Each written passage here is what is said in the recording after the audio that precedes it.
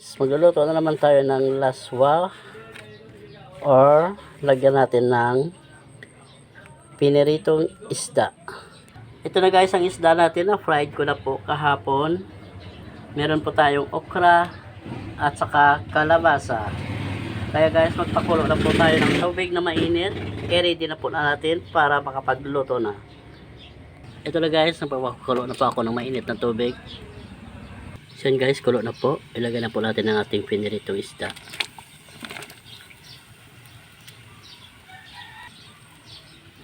Sabay na rin po natin ang ating okra.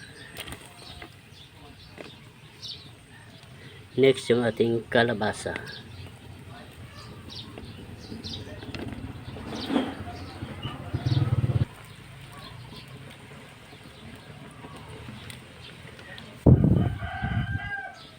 So yun guys, lagay po natin magic sarap.